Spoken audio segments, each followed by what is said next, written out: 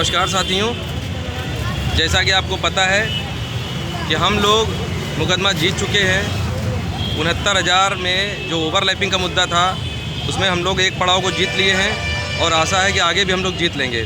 इसी क्रम में मोनी तिवारी अचका से आलोक पांडे भाई और प्रसून भाई दोनों लोग हमारे साथ अमरेंद्र नाथ त्रिपाठी सर के चैम्बर में आए थे और हम लोगों की 1 घंटे गहन वार्ता होने के बाद हम लोगों ने ये तय किया है कि आगे की रणनीति को हमें किस हिसाब से करना है ताकि हम लोगों को जीत मिल सके। अब हम लोग सरकार के अगले कदम का वेट कर रहे हैं और उस हिसाब से अपने सारी रणनीति को जो हम लोगों ने यहाँ तय किया है उसी हिसाब से हम लोग आगे बढ़ाएंगे। आप लोग जो है, जो भी जनरल के साथी हैं जो फुटकर इधर उधर घूम रहे हैं, उनको मैं बता दूं, आप उचित पैरवीकारों के साथ मिलकर या आपके जो भी पैरवीकार हैं उन पर दबाव बनाकर ताकि वो अच्छी पैरवी करें और अच्छे वकीलों के पैनल को उतारा जाए ताकि बहस जो है एकदम सटीक हो और आगे हम लोग जो है जीत की तरफ अग्रसर हो जाएं। अगर आप फुटकर घूमेंगे, समाज को एक नहीं करेंगे तो जान लीजिए कि विपक्षियों की लाभी बहुत बड़ी है जिससे हम लोगों को सिर्फ हानि होनी है और कुछ उसके अलावा मिलना नहीं है। आलोक भाई हमारे अपनी बात को रखेंगे। साथियों नमस्कार। जैसे कि आप लोग जान रहे हैं, एक समय ऐसा था कि हम लोगों का लोकस नहीं था, लेकिन हमने बहुत उचित समय पर मोनी तिवारी नाम की एक याचिका डाली जो आप लोगों को सफलता के परचम लहराने तक बिल्कुल दिखाई पड़ी। अच्छे तरीके से उचित पैरवी भी किया गया। हमारे वकील श्री अमरेंद्र नाथ त्रिपाठी द्वारा ज़बरदस्त बहस किया गया। जो आप लोगों ने लगातार देखा उसमें किसी को कुछ बताने की ज़रूरत नहीं, क्योंकि आप सभी लोग जानते हैं पैरवीकार अगर अच्छा हो, वकील बात करने वाला हो तो सफलता ज़रूर मिलती है और मुद्दे आपके सही होने चाहिए। तो साथियों, अगर सरकार आगे बेंच में जाती है तो हमको उसके उचित पैरवी के लिए हम लोगों ने जो आज रणनीति बनाई है हम लोग उसी के हिसाब से काम करेंगे। क्योंकि हमने तब भी इसके पहले भी अपनी रणनीति को किसी से साझा नहीं किया था और यह भी साझा नहीं कर रहे हैं, क्योंकि हमको क्या करना है वो हम स्वयं जान रहे हैं और हमारे मित्र लोग जान रहे हैं। हाँ, एक चीज़ है कि आप लोग जितने भी आपके लीडर हों या जिस संगठन से जुड़े हों उनसे ये भी कहिए उचित पैरवी करें, क्योंकि पैरवी सबसे महत्वपूर्ण होती है। ऐसा ना हो कि वो वकील अच्छा ना खड़ा करें, वकील मौके पर ना हो, ऐसा नहीं होना चाहिए। बाकी आप लोग स्वयं समझदार हैं, उचित समय पर जब भी होगा हम आप लोगों का मार्गदर्शन करते रहेंगे और आप लोगों का सहयोग बहुत ज़रूरी है। साथियों मैं इस समय बस यही कहना चाहूँगा कि चंद पैसों के लिए अपना भविष्य गर्त में मत ना डालिए और हमें उचित से उचित जब भी हमको आपके सहयोग की आवश्यकता पड़े आप हमारे साथ खड़े ज़रूर मिलें, जिससे हम एकदम मनोबल अपना मजबूत करके और मजबूती के साथ इस मुकदमे की पैरवी आगे कर सकें। बाकी के जिस तरह से आप लोगों ने देखा है बताने की ज़रूरत नहीं है, यहाँ किस ईमानदारी के साथ हम लोगों ने पैरवी की और परिणाम आपके सामने हैं। जी भैया, तो देखिए साथियों, इसी के साथ अब और कुछ बताने की ज़रूरत नहीं है। अब इतनी टाइम तक देखिए हम लोग अपने मुकदमे की पैरवी आज सुबह से ही कर रहे हैं। हम लोग बहुत ज़्यादा दौड़ने पर विश्वास नहीं करते, कार्य करने पर विश्वास करते हैं और जो भी रणनीति थी आज हमने बना लिया है। हाँ, एक चीज़ आप लोग सभी ध्यान रखिए, हमारे जितने जनरल बंधु, हमारी संख्या बहुत कम है, इसलिए हमको संगठित रहना है। हाँ, कुछ चीज़ें जो हम कभी कभी कहीं बोल दिए हैं उस पर थोड़ा गौर करिएगा और पर्सनली कोई अगर कुछ और जानना चाहता है तो हमसे बात कर सकता है, क्योंकि कुछ बातें हमको बोलना था इसलिए हम कभी सोशल मीडिया पे कोई बातें बोले, उसमें भी कोई कारण होगा।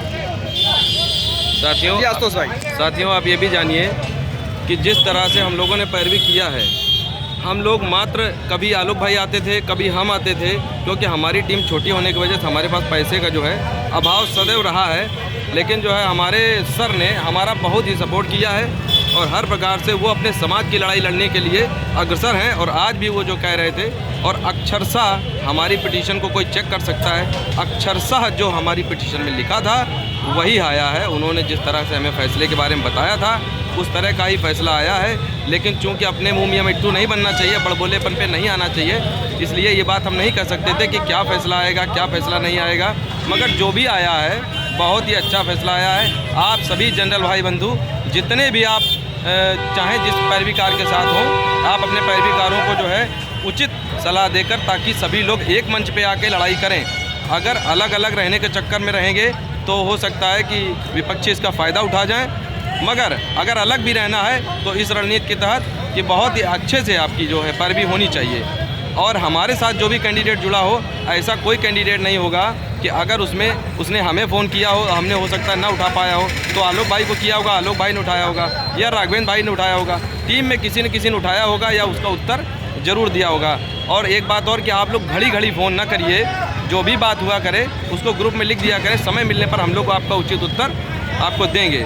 और अब आगे बढ़कर हम लोगों को और भी चीज़ों की सहयोग की जो आवश्यकता होगी, हम लोग उस बात को आपके ग्रुप में अपने अपने ग्रुप में दर्शा देंगे। तो आप लोग जो है विश्वास बनाए रखिए, और अगर किसी को पैरवी में आगे आके हम लोगों का सहयोग करने का जो है मन हो रहा है तो वो आ सकता है, हम उसको सर से मिलवा भी देंगे।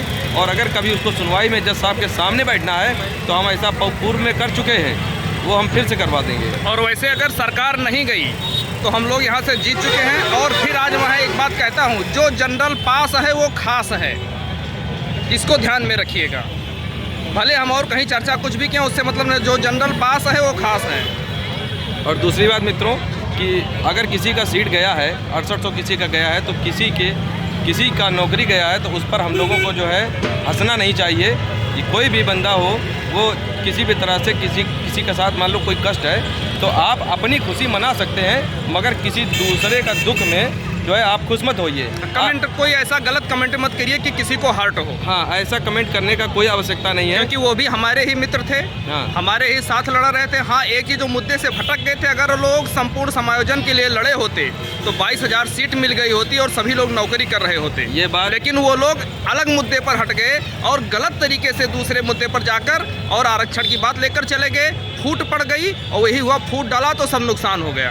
अन्यथा 22,000 सीट मिल गई होती और सब सेलेक्ट होते हमारे आरक्षित के। और एक चीज़ देखिए, हमारे आरक्षित भाई भी जो 97+ हैं, जो अभी बाहर घूम रहे हैं, वो अंदर आएंगे, उनके लिए भी ऑफर है। अब जो हमारे आरक्षित भाई बहन हैं, जो अनरिजर्व की सीट खाली होगी, आपको बता दें वो अनरिजर्व की सीट आरक्षित भाई बहनों को भी मिलेगी।